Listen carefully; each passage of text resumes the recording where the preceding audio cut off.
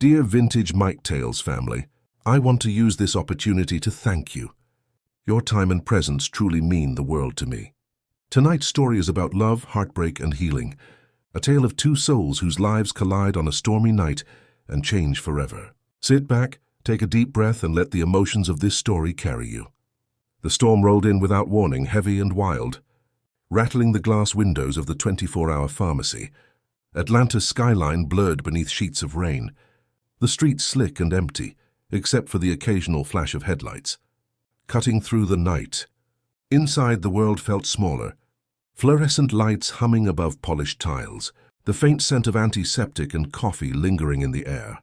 Brenda Thompson stood behind the counter, her warm brown skin glowing softly under the fluorescent lights, her curly hair pulled into a loose bun with a few strands falling against her cheek. The clock above her blinked 11:43 p.m. Another long night, another storm, another quiet hour with nothing but the rhythm of rain against glass to keep her company. She was used to quiet, used to keeping her mind busy so it wouldn't wander where it hurt, to the breakup that still haunted her, to the years she spent building walls out of self-preservation. Work was safe. Work didn't ask for her heart. The door chimed. She looked up and the world seemed to shift. A man stepped in, tall, broad-shouldered, a dark coat dripping rain onto the floor.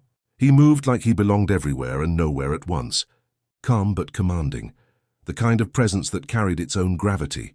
His face was sharp, striking, light brown hair damp from the rain, jawline shadowed with stubble, eyes grey-blue and unreadable. For a moment, all she could do was stare. "Sorry," he said, his voice low and deep, smooth in a way that didn't match the storm. "Didn't mean to drag half the rain in with me." Brenda forced a polite smile. "Don't worry. The floor's been through worse." He gave a small nod, approaching the counter. "You're still open? 24 hours. Her eyes flicked to the bottle in his hand. Sleeping pills. "Rough night? You could say that." His tone carried weight, but not enough to explain. "Can you recommend something that actually works?" She glanced up at him again. There was something about his eyes, controlled but tired, like someone used to hiding chaos behind calm. "Depends on what's keeping you awake," she said softly. He smiled faintly. "Everything." Before she could answer, the door chimed again. Two men entered, hoods up, faces shadowed. The one in front shoved the door shut behind him with a thud. Brenda's stomach tightened instantly. The way they moved wasn't casual. Her instincts screamed danger. "Hey," she said carefully, "we're about to close." "Shut up!" One of the men stepped forward, pulling something from his pocket. The metallic glint under the harsh light froze her where she stood. "A knife. Empty the register." Her breath hitched. The air thickened, the hum of the lights fading into a dull roar of fear. The second man blocked the exit. Brenda's hands trembled as she reached for the register, trying to stay calm. The stranger beside her, the man with the grey-blue eyes, didn't move. "Hey, man," the first robber barked. "You deaf?" "Step back." Scott didn't even flinch. He turned slightly, his tone calm, almost conversational. "You sure you want to do that?" The man snarled. "I said it happened in a blur." The stranger moved fast, deliberate, controlled. He caught the man's wrist, twisted hard, and the knife clattered to the floor. The second man lunged, but Scott slammed him against the counter with a force that rattled the pill. Bottles on the shelves. Brenda stumbled backward, heart pounding, watching as chaos exploded around her. The first man swung wildly, but Scott sidestepped, striking clean, one hit to the ribs, another to the jaw. In seconds, both attackers were on the ground, groaning. Rain howled against the glass as sirens wailed faintly in the distance. Someone outside must have called for help. Scott stood over them, chest heaving, expression unreadable. Brenda's voice came out as a whisper. You just—" He turned toward her, his gaze softening when he saw the fear still in her eyes. "You okay?" She nodded shakily, though her heart was racing. "I think so." He took a step closer, lowering his voice. "You sure?" Something about the way he asked, not like a stranger checking on her, but like someone who needed to know she was safe, made her chest tighten. She met his eyes and exhaled slowly. "Yeah, I'm sure." Police lights flashed through the windows moments later. The officers came, took statements, handcuffed the men, and left. Brenda gave her report mechanically, still processing what had just happened. When it was over, She turned to thank the man who'd saved her, but he was gone. All that remained was the faint trace of his scent. Rain, soap, and something warm she couldn't name. She couldn't sleep that morning. Every time she closed her eyes, she saw his face. The stillness before the storm. The way he shielded her without hesitation. She didn't even know his name. Just the way he looked at her, steady, grounding, as if she was the only thing in the world that mattered for that moment. By the next night, the rain had returned. The city glistened again, slick and grey. Brenda moved through her shift like a ghost, her mind somewhere else. The sound of the door chime made her heart jump, part of her hoping, foolishly, that he'd come back. And then he did. He stepped in like he'd never left.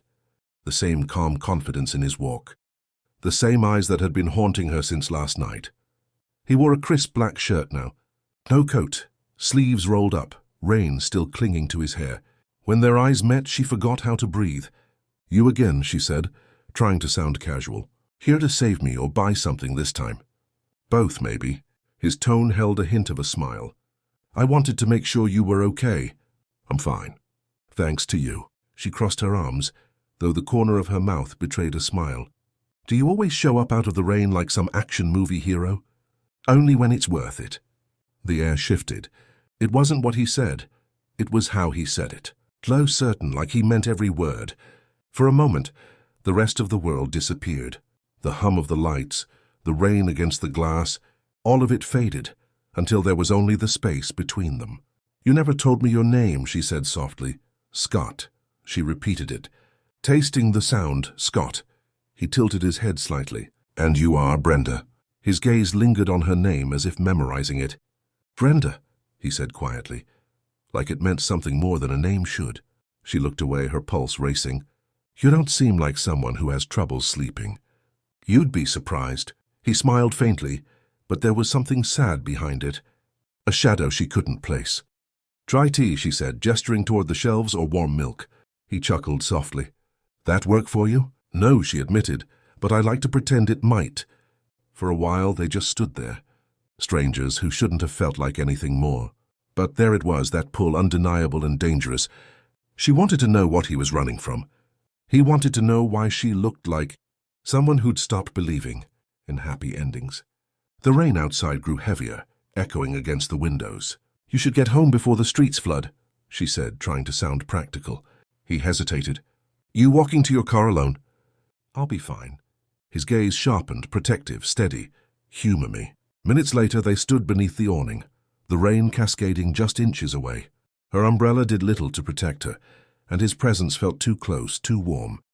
He offered to walk her to her car, and though she knew she should say no, she couldn't.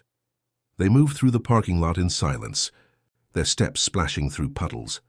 When they reached her car, she turned to him. "Thanks again, for everything," he nodded. "Try to get some sleep tonight. I could say the same to you." He smiled, and for the first time it wasn't guarded. It was real, brief but real. She got into her car, started the engine, and watched him through the rain-blurred windshield. He stood there, hands in his pockets, the storm soaking him again, a man who looked like he belonged to the rain. And even as she drove away, she knew the truth she didn't want to admit. She'd never forget him, because the only place she'd ever felt safe, truly safe, was in his arms. Atlanta gleamed under morning light, steel, glass, and motion. The rain had passed, leaving the streets slick and alive with reflection. Brenda stood behind the pharmacy counter, running inventory, but her thoughts were nowhere near the labels and numbers before her. They were with him, the stranger from the storm, Scott. It had been 3 nights since he had last walked in, and she still caught herself glancing at the door whenever the chime rang. She told herself it was silly. He was just someone who happened to be there at the right time, someone who had saved her when she needed saving, but her heart didn't listen. It still remembered the way he had looked at her, the calm in his voice, the quiet power in the way he said her name. She had felt safe, and safe was something she hadn't felt in a very long time. The door chimed again. She looked up and her pulse stumbled. There he was, Scott Adams, sharp grey-blue eyes, neatly pressed shirt, dark slacks that hinted at wealth and quiet control. He didn't belong in her small fluorescent world. He looked like someone from the top of the city skyline, expensive, self-contained, slightly dangerous in the way confidence can be. For a heartbeat, neither spoke. Then he said softly, "You always look this focused when you're saving lives." She blinked, trying not to smile. "You again? Trouble sleeping?" Something like that. He walked closer, each step measured, his presence impossible to ignore. "Actually, I came here to ask for your help." That caught her off guard. "My help?" He nodded. "I need you to pretend to be my fiancé for 1 week." For a moment, she just stared at him. "That's not where I thought this was going." Scott didn't flinch. "I know how it sounds, but it's not a joke." She crossed her arms, skeptical but curious. "You're serious? My family's annual gathering starts this weekend," he said, his tone steady but laced with tension. "It's a big deal. Everyone shows up. Everyone asks questions, and everyone assumes they have a right to tell me how to live my life. They've been on my back for years about settling down. I just want peace this time. And you thought pretending to be engaged would fix that?" "I thought pretending might buy me silence," he said. "At least for a week." Brenda shook her head, half amused, half incredulous. "Out of everyone you know, you chose a woman you met in a pharmacy." He hesitated.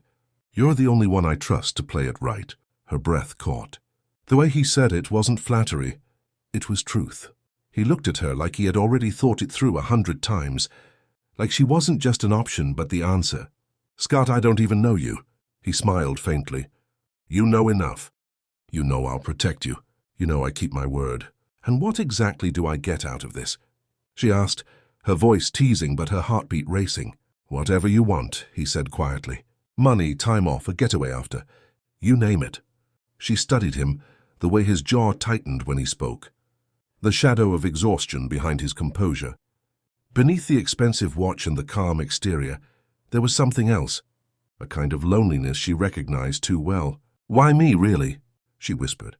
He paused. "Because when I was standing in that storm, you didn't look at me like everyone else does." Her chest tightened. He exhaled. "You looked at me like I was human." The silence between them stretched, thick, magnetic, undeniable.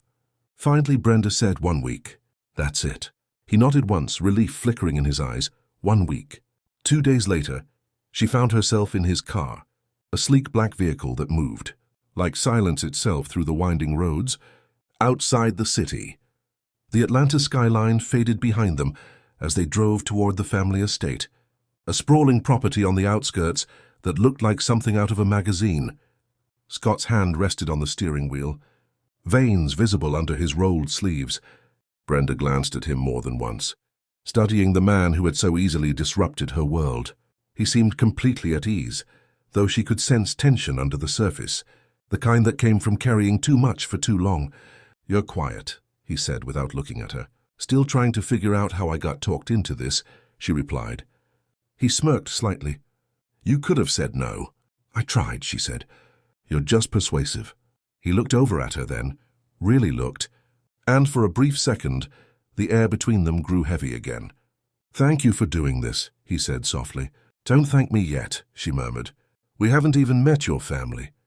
The estate was breathtaking. Long stone driveways, towering oak trees, soft sunlight filtering through. His family home wasn't just wealth.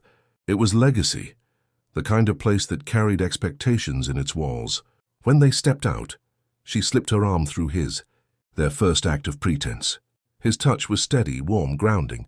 For a man who lived in control, he held her like she was the only thing that made sense. Inside, the atmosphere buzzed. Laughter, polite conversation, the clinking of glasses.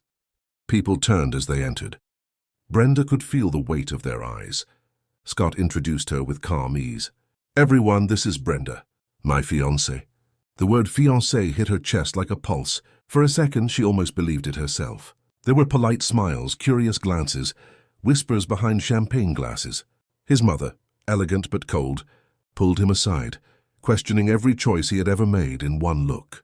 His brother shook her hand politely but stared too long, clearly assessing. Through it all, Brenda played her part, warm, kind, composed. When someone made a cutting remark about Scott's inability to commit, she smiled sweetly and said, maybe he just needed to find someone worth committing to. The room fell silent for a beat. Then laughter broke. Scott turned to her, a hint of disbelief in his eyes. followed by something softer admiration. Later that night, after the guests drifted away, he found her standing on the terrace overlooking the lake, the air cool and sweet. "You didn't have to defend me like that," he said quietly. "Yes, I did," she replied, eyes on the dark water below. "They don't see you." "Not really," he exhaled slowly. "Most people don't." She turned to him, her expression soft. "I do." The words hung there, fragile and dangerous. He stepped closer, close enough for her to feel his breath, his heartbeat. "You shouldn't. Why not?" "Because I don't know how to be what you see." "Then don't try to be," she said. "Just be real." For the first time, the walls in his eyes cracked. He looked at her not as a shield or a solution, but as something more, something terrifyingly honest. They stood there in silence, inches apart, the night humming with electricity. "Brenda," he said softly, her name a whisper, a promise. She didn't move, didn't speak. He reached out, brushing a strand of hair from her face. "Tell me to stop," he murmured. She didn't. His lips found hers. Slow, deliberate, almost hesitant at first, then deeper, hungrier. It wasn't a kiss meant to impress. It was a confession of everything he had held back, of everything she had been afraid to feel. When they finally pulled apart, the world felt altered. Air heavier, heartbeat louder, distance non-existent. "This wasn't part of the deal," she whispered. "I know," his voice was rough, real. "But it feels like the only thing that's real." She closed her eyes, trying to steady herself, because she knew once you fall into something like this, you don't get to walk away the same. That night she couldn't sleep. Lying in his bedroom, she could still feel his kiss, the warmth of his hand against her skin. Down the hall he sat by the fire, staring into the flames, wrestling with the same storm inside. Neither of them knew what would come next. But both knew this. Pretending was no longer an act. It was the beginning of something that would either save them or break them completely. Atlanta shimmered under a soft golden haze when they returned. The week at the family estate had ended, but something between them hadn't. What started as pretending had turned into something dangerous, real. Every glance, every touch, every quiet moment had blurred the line between act and emotion until neither of them knew what was true anymore. Scott's black car pulled into the private garage beneath his downtown penthouse. The building stretched high into the clouds, glass and steel gleaming like a promise. Brenda had never seen anything like it. When the elevator doors opened, her breath caught. The penthouse was all glass and open air, city lights spilling through floor-to-ceiling windows, a grand piano in one corner, and the faint scent of cedar and rain lingering in the air. Everything was minimalist, perfect, and cold. "This is where you live?" she asked softly, stepping inside. Scott's voice was quiet behind her. "This is where I sleep." "Living's debatable." She turned to look at him. Expensive suit jacket draped over one arm. Tie loose, sleeves rolled. Even here he looked like a man in control of everything but himself. "You can stay in the guest room," he said. Or he hesitated, his gaze softening. "Wherever you're comfortable." She smiled faintly. "I'll figure it out." He nodded and walked toward the bar, pouring himself a drink. "You want something?" "Water's fine." He handed her a glass, their fingers brushing. That single touch sent a jolt up her arm. She set the glass down quickly, trying to focus on the skyline. From this high up, Atlanta looked like a sea of stars, moving, glowing, alive. The view was breathtaking but lonely. "You really built all this for yourself?" she asked quietly. "Not for myself," he said, taking a slow sip for silence. She looked at him. The man who'd walked out of the rain like a savior, who could silence a room just by standing in it. "And does silence make you happy?" He didn't answer right away. His eyes stayed on the city. "It keeps me from hearing things I'd rather forget." There was something in his voice that made her heart ache. A confession wrapped in calm. She didn't push. Instead, she stepped closer, her reflection merging with his in the glass. "You don't have to forget everything," she said softly. "Some things are meant to stay, even the pain." He turned to her then, and for a heartbeat neither spoke. The city hummed below, thunder rolling far in the distance. His hand lifted slowly, fingertips brushing the side of her face. "Why do you keep showing up in the parts of my life I've tried to bury?" he murmured. "Maybe they were waiting for someone like me." His breath caught, small, involuntary. Then he kissed her. This time it wasn't tentative. It was fire. It was the collision of two people who'd spent too long pretending not to need anyone. His hands slid into her hair, Hers clutched his shirt, pulling him closer. The rain began again, streaking down the windows like liquid silver, and they moved together, as if the world outside had disappeared. He lifted her effortlessly, setting her against the cool glass, lips trailing down her neck. She gasped, the city below spinning in a blur of light and heartbeat. It was desperate and beautiful and real, the kind of moment that rewrites every scar into something worth having. Hours later, when the storm had quieted, they lay tangled in silk sheets, her head resting on his chest. The steady rhythm of his heartbeat filled the silence. "Do you regret any of this?" she whispered. He brushed her hair from her face, his voice low. "Not for a second. Even if this isn't part of the plan." He smiled faintly. "This is the plan now." She smiled, eyes drifting shut. For the first time in years, she slept, not just rested, but slept deeply, safely, without fear. Morning came too soon. Brenda woke to the smell of coffee and sunlight spilling through the glass. Scott stood by the window, shirt half-buttoned, phone in hand. His expression was tense, his voice cold in a way she hadn't heard before. "No, the merger goes through next quarter," he said. "Yes, I know the board expects me to present stability. That's exactly what I gave them." He turned slightly, noticing her awake. His voice softened. "I'll call you back." He ended the call and slipped the phone into his pocket. "Morning," she said, smiling sleepily. "Morning," he replied, but there was distance in his tone, something guarded creeping back behind his eyes. She frowned slightly. "Everything okay?" He hesitated. "Just work." But she caught it, the flicker of hesitation, the shadow of guilt. She didn't press, not yet. They spent the morning together. Quiet breakfast, light teasing, but something felt off, like a storm waiting behind calm skies. That evening, while Scott was in the shower, his phone buzzed on the counter. A message preview lit the screen. She didn't mean to look. She just saw. "Glad your fake engagement worked. The merger's secure, congrats." Her stomach dropped. The words blurred as her pulse pounded in her ears. She scrolled without thinking, a few missed calls. An email subject line that confirmed it all. "Adams Holdings. Marriage proposal strategy approved." It hit her like cold water. The week at the family estate. The pretense, the deal, the sudden request for her help. It had all been about business. The fake engagement wasn't only about getting his family off his back, it was tied to his company too. His reputation, his next multi-million-dollar move. And she had been part of it. When he stepped out of the shower, towel around his waist, smiling at her like nothing was wrong, the words tumbled out before she could stop them. "How long were you going to keep lying to me?" Scott froze. "What?" She held up the phone, her voice trembling. "The merger. The strategy. I wasn't just your fake fiancé, Scott. I was your cover story." He went pale. "Brenda, it's not what you think." "Then tell me what it is," her voice cracked. "Tell me you didn't use me." He ran a hand through his hair, pacing. "At first, yes, it started as a way to protect the deal. But that's not Brenda, it changed. You changed it."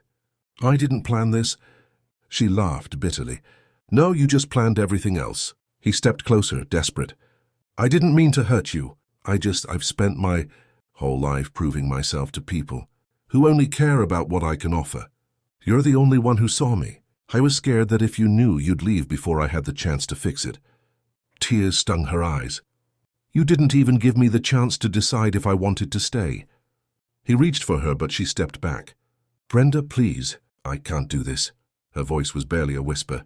"Not again. I can't love someone who hides the truth." He froze. Love. The word hung in the air like lightning.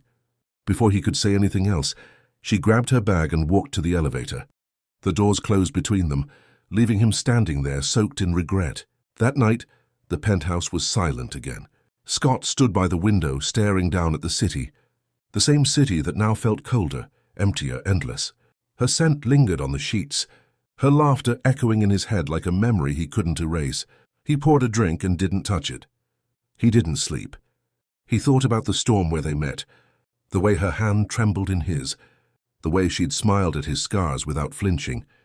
He'd never deserved her. He knew that now. As dawn broke, the first light hit the glass, painting him in gold and ache. Somewhere across the city, she was probably getting ready for her shift, pretending she didn't care, pretending she hadn't left a part of herself behind too. He whispered into the quiet, as if she could hear him through the distance. "I'll fix this. I swear I will." But the city didn't answer. Only the rain did. Atlanta hadn't changed, but everything inside him had. The city pulsed beneath the grey sky, alive with noise and movement, yet Scott felt none of it. His penthouse, once a sanctuary, now felt like a glass cage. The sheets still carried her scent, soft vanilla and rain, but the bed was empty, the air hollow. Days bled into nights. He tried to drown himself in work, in numbers, in deals, but every boardroom felt meaningless. Her voice haunted him. "You didn't even give me the chance to decide if I wanted to stay." He'd lost her, and this time it wasn't business. It was his heart. Brenda had returned to her rhythm. Long shifts, quiet walks, nights spent pretending she was fine. The pharmacy lights flickered the same way they had the night she met him. Only now every shadow reminded her of his arms, his voice, his lies. But heartbreak didn't stop life from demanding attention. A customer needed help. Prescriptions had to be filled. Smiles had to be faked. And yet, sometimes when she closed her eyes, she still felt his hand on her cheek, the way he looked at her like she was the only real thing in his world. "Don't," she told herself one night, locking up. "Don't go back to that." The rain began again, soft at first, then heavier. She looked up at the dark sky blinking against the drops. The same kind of night he'd appeared from nowhere. The same rain that had brought him into her life. She didn't see the black car parked across the street until she started walking toward her car.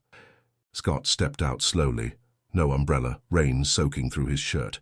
His eyes found hers through the blur. For a long second, neither moved. Then he crossed the street. "Brenda." Her heart stuttered. "You shouldn't be here, I know." He stopped a few feet away, breath visible in the chill. "But I had to see you." She folded her arms. "Why, to fix another deal?" "No," his voice cracked. "To fix us." She turned away, rain sliding down her face like tears she refused to let him see. "There is no us, Scott. There was an act. And then there was a lie." He stepped closer. "There was never a lie about how I felt. You used me." "I used the situation," he said quietly. "Because I didn't know how to ask for something real. I've built my whole life around control, Brenda, around not needing anyone. And then you came along and I didn't know how to not need you." She shook her head. "You don't get to say that after what you did." "I know," he said softly, "but I'm saying it anyway because it's the truth." Something in his tone, raw, broken, stripped of pride, made her chest tighten. "I bought out the merger," he said suddenly, "all of it." She blinked. "What?" "I signed everything over. The project's mine alone now. The company can't touch it. It's off the books." "Why would you do that?" He looked at her through the rain, eyes glinting with sincerity.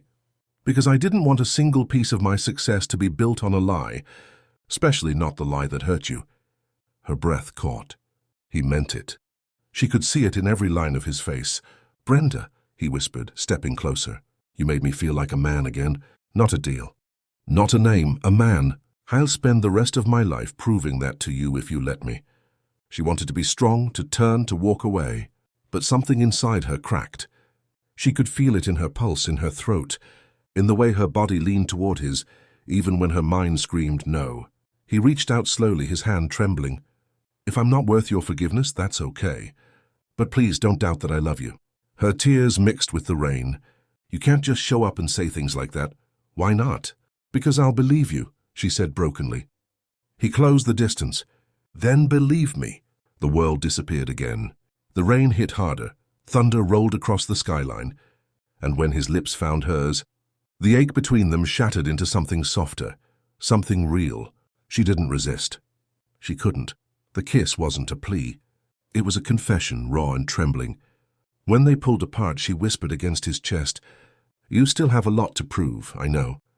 He smiled faintly, his breath warm against her hair. "Just give me the chance." Weeks passed, and this time Scott didn't chase her with promises. He showed up with actions. He walked into her pharmacy one morning, not with flowers or apologies, but with coffee, breakfast, and patience. He waited outside after her shifts, drove her home without asking to come in. He called just to hear her voice, but never pushed when she was quiet. He learned her rhythm, the songs she hummed when she was tired, the books she read during breaks, the way she liked her tea when the rain fell. And slowly the walls she'd built began to soften. One night after closing, she found him waiting outside again, The air was cool, the city glowing behind him. "You're persistent," she said, a smile tugging her lips. "I'm consistent," he corrected gently. "Big difference," she laughed softly. It felt good to laugh again. "What are you doing here?" "Taking you somewhere." She frowned playfully. "Kidnapping me now." He grinned, that rare, disarming grin that made her heart skip. "Something like that." They drove through the city until the lights thinned into quiet streets. He stopped near the edge of the Chattahoochee River, where the skyline shimmered in the distance. A blanket was spread near the water, a lantern flickering beside it. "Scott," she breathed, "you did all this." He nodded, stepping closer. "You once told me the rain made you feel small but alive. I wanted to give you that again, without the fear." She looked around, the soft sound of water, the faint hum of crickets, the lantern glow painting his face in gold. For the first time in a long time, peace settled inside her. He took her hand. "Brenda, I used to think love was a transaction, something earned or negotiated. But you taught me it's the one thing that's supposed to be given freely. You've already given me more than I deserve." Her eyes softened. "Then what are you asking for?" He took a breath, heart in his throat, and dropped to one knee. The small box glistened in his hand. Rain starting to fall just like the night they met. "I'm asking for a chance to spend forever making it right," he said. "Not as the man who saved you, or the one who hurt you, but the one who finally learned what love really means." Her eyes filled with tears. "Scott." He looked up at her. "No power, no pretense, just the truth. I don't want silence anymore. I want you." The world seemed to still. The rain danced softly between them. And when she finally spoke, her voice trembled with a smile. "Yes." He exhaled, breaking into laughter, raw, relieved, disbelieving. He slid the ring on her finger, and she pulled him up into a kiss that tasted of rain, forgiveness, and something eternal.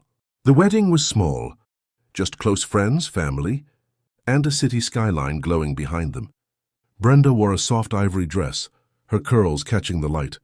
Scott couldn't stop looking at her. When the vows came, he took her hands and said quietly, "You were the only thing I didn't have to fight for. You just were, and that's how I knew you were mine." Tears slipped down her cheeks as she whispered back, "And you were the only man who ever made me feel seen. Even when I didn't want to be." They sealed it with a kiss, slow, deep, filled with everything they had survived. As the sun dipped below the skyline, Scott whispered in her ear, "I told you I'd prove it." She smiled through tears. "And you did." Later that night, standing on the balcony of their new home, not his penthouse but a warmer place they'd chosen together, Brenda leaned against him, his arms around her, the city alive beneath their feet. Rain began to fall again, gentle and familiar. Scott kissed her temple. "Guess it's our kind of weather." The night it all began, he looked at her, love and gratitude in his gaze. And the night it never ends. The city lights reflected in her eyes, bright, endless, eternal. And for the first time, both of them knew this wasn't a promise broken. It was the one they'd keep forever. Thank you for joining me tonight. I'm so grateful we could share this journey together. I hope this story touched your heart, stirred your emotions, and reminded you of the power of love, healing, and connection. If you enjoyed this story, please like, share, and subscribe. Don't forget to turn on the notification bell so you never miss a tale that moves your heart. Until next time, keep your hearts open and keep believing in the power of love.